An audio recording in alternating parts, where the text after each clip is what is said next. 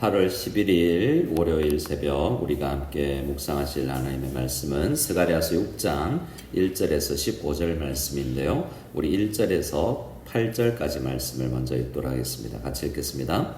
내가 또 눈을 들어본즉 내 병거가 두 산 사이에서 나오는데 그 산은 구리산이더라. 첫째 병거는 붉은 말들이, 둘째 병거는 검은 말들이, 셋째 병거는 흰 말들이, 넷째 병거는 얼음지고 건강한 말들이 메었는지라. 내게 말하는 천사에게 물어 이르되 내 주여 이것들이 무엇이니까 하니, 천사가 대답하여 이르되 이는 하늘의 내 바람인데 온 세상의 주 앞에 서 있다가 나가는 것이라 하더라. 검은 말은 북쪽 땅으로 나가고 흰 말은 그 뒤를 따르고 얼음진 말은 남쪽 땅으로 나가고 건강한 말은 나가서 땅에 두루 다니고자 하니, 그가 이르되 너희는 여기서 나가서 땅에 두루 다니라 하매 곧 땅에 두루 다니더라. 그가 내게 외쳐 말하여 이르되 북쪽으로 나간 자들이 북쪽에서 내 영을 쉬게 하였느니라 하더라. 아멘. 오늘 우리는 이제 드디어 8번째 환상, 스가랴 선지자가 8개 환상을 보죠. 근데 환상들을 보면서 이 모든 환상들을 통해서 이야기한 게 뭔가, 뭘 주장하려고 하는가 할 때, 특히 그 시대 사람들에게는 성전을, 지금 중단된 성전을 지을 수 있도록 격려하기 위한 말씀들이 환상 형태로 주어진 거 아니겠습니까? 그래서 이 스가랴서를 통해서 당시 이스라엘 백성들은 힘을 얻고 그들에게 주어져 있는 사명을 잘 감당할 수 있었을 것입니다. 그러면 오늘날 우리는 뭘 해야 되는가? 라고 할 때, 우리는 교회 건물 지어라는 이야기인가? 이런 것보다 우리 모든 사람들에게, 모든 세대에게 주어지는 사명, 성전이 상징하는 것처럼 그것은 우리 하나님 나라를, 우리에게 주신 사명들이 각각 있을 텐데, 물론 그것에서는 교회의 건물을 포함해서 그보다 더 큰 의미의 하나님의 백성들의 마음과 신앙과 이 필리핀 땅에서 우리에게는 하나님 나라를 하나하나 확장해 나가는 일에 우리를 격려하기 위해서 또 이 말씀이 있다라는 것을 우리는 생각할 필요가 있을 것입니다. 자, 첫 번째 환상에서도 말들이 나왔죠. 이 8번째 마지막 환상에서도 이제 대응하듯이, 상응하듯이 우리 말들이 나옵니다. 그래서 어떤 분들은 이런 말들, 색깔 나오면 말이 의미하는 게 뭐지? 색깔이 의미하는 게 뭐지? 구리산 쪽에서 나왔다는데 그게 뭐지? 병거는 왜 또 나왔을까? 이런 자세한 이야기들을 궁금해 하실 수 있습니다. 물론 그럴 수 있지만 핵심은 여러 종류의 천사들처럼 하나님께서 사용하시고 부리시는 다양한 존재들이 있다라는 것과, 그들이 이스라엘 백성들과 교회를 위해서 여러 가지 일들을 하고 있다라는 명령을 수종드는 존재들이 있다라는 것으로 우리는 생각하는 것이 전체적인 의미를 가지는 것이 좋을 것입니다. 자, 보면 이 여러 종류의 말들이, 여러 색깔의 말들이 병거를 하나하나씩 끌고 나가죠. 그런데 이 4절 말씀에 보면, 4절을 같이 한번 읽어볼까요? 내가 내게 말하는 천사에게 물어 이르되 내 주여 이것들이 무엇이니까 하니, 5절까지요. 천사가 대답하여 이르되 이는 하늘의 내 바람인데 온 세상의 주 앞에 서 있다가 나가는 것이라 하더라. 자, 보세요. 이제 병거를 끄는 말들이 이제 스가랴에게 설명해 주는 천사에게 의하면 하늘의 내 바람이다 라고 이야기하는 말인데, 왜 바람이지? 말들도 빨리 다니고 바람은 어디서 와서 어디로 불러가는지 알지 못하는 그런 상징들을 가지면서 하나님께서 온 세상을 보내시는, 그런 하나님께서 부리시는 천사와 같은 존재들이 있다라는 것을 설명해 주고 있죠. 자, 6절에 보면 검은 말이 북쪽 땅으로 갑니다. 어디로 간다고요? 북쪽입니다. 자, 그런데 나머지 서쪽, 동쪽 이런 쪽은 또 안 나와요. 온 사방으로 또 나가는, 여러 곳으로 나가는데 오늘은 북쪽이 좀 강조되고 있습니다. 검은 말을 이끄는 병거가 북쪽 땅으로 나가고 또 흰 말이 그 뒤를 따르니까 그 뒤를 따라갔으니까 어디로 가겠습니까? 북쪽으로 가겠죠. 이게 북쪽에 많이 보냄을 받고 있구나라는 느낌을 받습니다. 그리고 7절에 보면 건장한 말은 또 뭐야? 자, 그래서 이 말들은 온 땅에 두루 다니고 북쪽만 간 게 아닌 것입니다. 그런데 두루 다니려고 하는데 이제 나가서 두루 다니라라고 하니까 또 두루 다녔다라고 하는 명령에 순종되는 천사와 같은 존재들이 이제 사역을 하고 있습니다. 근데 8절입니다. 8절을 우리 같이 읽어보겠습니다. 시작. 그가 내게 외쳐 말하여 이르되 북쪽으로 나간 자들이 북쪽에서 내 영을 쉬게 하였느니라 하더라. 자, 북쪽으로 말들이 병거를 끌고 나갔습니다. 근데 그들이 돌아왔죠. 거기서 일들을 뭔가 끝냈습니다. 사명을 완수하고 그것 때문에 하나님의 영이 쉬게 되었다라고 이야기하죠. 자, 그래서 이건 뭔가 하나님이 보낸 사명이 완수된다라는 느낌을 우리가 가질 수 있는 것입니다. 우리가 첫 번째 환상을 볼 때 말들이 나가서 보고가 있었죠. 근데 그 보고가 뭐였습니까? 온 세상 다녀봤는데 평안하고 행복하더라라는 겁니다. 근데 뭐요? 이스라엘 백성들은 지금 행복하지 않은데 온 세상은 예수 안 믿는 사람들은 장사도 잘 되고 사업도 잘 되고 이 필리핀 땅 안에서도 나만 잘 안 되는 것 같고 이런 환경에 그래 천사가 아니 도대체 이스라엘 백성들 언제까지 이렇게 힘들어야 됩니까? 이런 답답함이 있었지 않습니까? 평안이라는 주제가 또 반복되는 거죠. 근데 오늘 8번째 환상에서는 하나님께서 이스라엘 백성들을 위해서 보낸 그 존재들이 말들을 보냈는데 그들의 한 북쪽으로 가서 한 일들을 통해서 하나님께서 이제 평안하다. 내 백성들을 위해서 잘 되었다라고 말하고 있는 것입니다. 여기서 그래서 북쪽이 상징하는 것은 이스라엘 백성들을 힘들게 하는 여러 나라들이 존재하는 방향인 거죠. 그러니까 우리에게 적용해 보면 어떻습니까? 우리의 북쪽이 어디가 있을까요? 우리 성도님들의 북쪽이 있을 것입니다.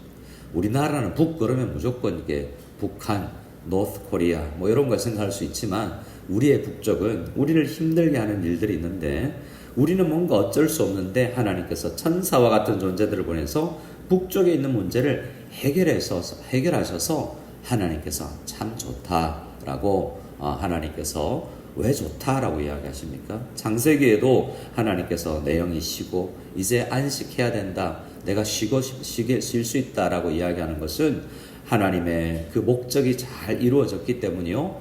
이스라엘 백성들과 성도들의 문제가 하나님의 근심이 되었던 그 문제가 해결되었기 때문인 것입니다. 오늘 이 새벽에 나온 우리에게도 북쪽에 있는 뭔가 문제가 있겠죠.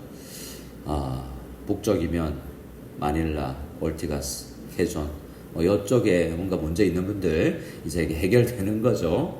아니면 우리에게 북쪽에 있는 자녀 문제, 이제 어떤 다양한 우리 사업의 문제, 가정의 문제들이 기도 제목이 이제 우리로서는 어쩔 수 없는데 하나님께서 도우시는 북쪽으로 두 말들이나 검은 말과 흰 말에 가서 이게 해결되어 나를 위해서 해결해 주시는 그런 장면들을 보게 되는 것입니다. 바라기는 하나님의 은혜로 우리에게 있는 북쪽 문제들이 해결될 수 있는 은혜가 있기를 소원합니다. 9절의 말씀에 보면 우리가 읽지 않았는데 여호와의 말씀이 내게 임하여 이르시되 이제는 보십시오. 환상이 아니라 말씀이 임합니다. 말씀이. 보는 것이 있고 듣는 것이 있죠. 요한계시록에도 그렇지만 우리가 보는 것이 다가 아닙니다. 보는 것은 말씀으로 해석되어야 돼요. 자, 이제는 말씀이 좀 강조됩니다. 10절에 사로잡힌 자 가운데 바벨론에서 돌아온 다 지금 예루살렘에 있는 사람들은 다 바벨론에서 돌아왔어요. 근데 그 중에 헬데와 도비아와 여디아가 세 사람이 좀 이름이 거론되면서 스바냐 아들 요시아의 집에 들어간다니 너는 이날에 그 집에 들어가서 그들에게 뭘 받아라 라고 이야기합니다. 이 사람의 이름들이 의미하는 것보다 실제 이건 명령이죠. 환상이 아니라 실제 일문들입니다. 헬데, 도비아, 누군가 그때 사람들이 다 아는 김장로, 박집사, 어떤 권수하님에게 뭘 좀 받아라라고 이야기를 하고 있는 겁니다. 뭘 받아라라고 이야기하냐면 뭔가 물질인과 은과 금이었던 것 같아요. 11절을 같이 읽어보겠습니다. 은과 금을 받아 면류관을 만들어 여호사닥의 아들 대제사장 여호수아의 머리에 씌우고자. 실제로 사람들에게 가서 그 물질이 없는 사람에게 받지는 않았겠죠. 은이 있고 금이 있는 사람들에게 받아서 금 면류관을 만들어라 라고 이야기하고 있습니다. 그리고 누구에게 씌워주라고 이야기하고 있습니까? 여호사닥의 아들 대제사장 여호수아의 머리에 씌우고 라고 이야기합니다. 근데 이건 어떤 의미일까요? 교회 안에서 이렇게 많은 성도님들이 있는데 그 성도님들 중에 대표적으로 대제사장 여호수아가 뭔가 면류관을 받는다는 것은 뭡니까? 열심히 일한 데 대한 그런 사명의 충성에 대한 보상을 하나님께서 해주시는 그런 느낌인 것이죠. 그래서 우리는 그러면 낸 사람들은 뭐고 씌워진 사람들은 뭔가 라고 이야기할 수 있겠지만 대표적으로 받은 이 사람들 또 낸 사람들도 아니 그 사람 칭찬받아 마땅하다라고 즐거이 냈겠죠. 그리고 대제사장 여호수아 스룹바벨은 좀 기분 나쁠 수도 있겠습니다. 지금까지 스룹바벨 여호수아 두 사람이 강조됐는데 지금은 여호수아만 받고 있지 않습니까? 그래서 많은 학자들이 스룹바벨 어디 갔지? 이렇게 생각을 해요. 스룹바벨은 그냥 사라져 버립니다. 그래서 하나님의 나라의 일도 우리에게도 마찬가지여서 묵묵히 섬기던 누군가는 이미 어떤 이유로 떠나고 그러니까 그 사명을 완수하는데 지금 우리에게 씌워지는 면류관은 나에게 주어지는 거죠. 실제로는 스룹바벨을 더 열심히 했는데 지금 남아있는 자는 나이기 때문에 누군가는 뿌리고 나는 물 줬지만 하나님이 자라게 하시는 것처럼 오늘날 우리가 뭔가 잘 되면 그 앞선 시대 스룹바벨이 뭔가 더 잘했기 때문일 수도 있어요. 오늘날 우리가 마닐라 한일대학교에서 뭔가 면류관을 쓸만한 일이 생기면 내가 처음부터 끝까지 다 한 게 아니라 앞서 있는 성도님들이 더 헌신하고 더 기도했던 것이 오늘 열매를 맺을 수 있는 것일 수 있기 때문입니다. 그리고 또 하나 주님께서는 여호수아에게 관을 씌우듯이 우리에게도 언젠가 하나님 나라를 위해서 충성하는 사람들을 위해서 잘했다, 충성되다, 그렇게 어려운데 어떻게 그렇게 인내하면서 신앙생활 잘했니? 라고 우리에게도 관을 씌워주시기도 하는 것입니다. 또 우리 바라기는 우리 이 자리에 계신 귀한 새벽기도의 용사들과 우리 말씀을 유튜브를 통해서 듣는 성도님들도 머리에 금 면류관을 쓰듯이 정말 하나님 앞에 수고했다. 주일 사역도 잘했고 우리 여름 성리학교 수련회 준비도 이제 하고 있는데 열심히 해서 다음 세대를 위해서 참 잘했다라고 칭찬 듣는 저와 여러분 다 될 수 있기를 소원합니다. 그런데 우리가 아무리 열심히 해도 하나님 나라 완성이 안 됩니다. 우리는 연약해요.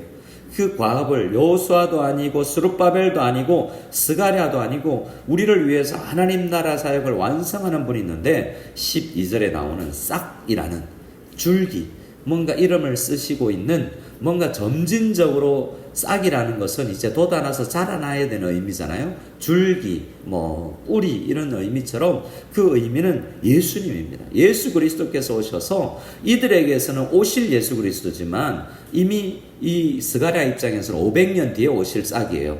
근데 우리에게는요 이미 오신 분이잖아요. 그분이 우리에게 하나님 나라 성전 건축을 위해서 이미 일을 시작하셨고 우리에게는 다시 오실 분의 이름이 또한 싹이 되는 것입니다. 그분이 우리를 도와서 성령님을 보내셔서 우리를 통하여서 하나님 나라 건설을 완성하실 것이라는 느낌을 가지고 우리 12절 13절을 같이 한번 읽어보겠습니다.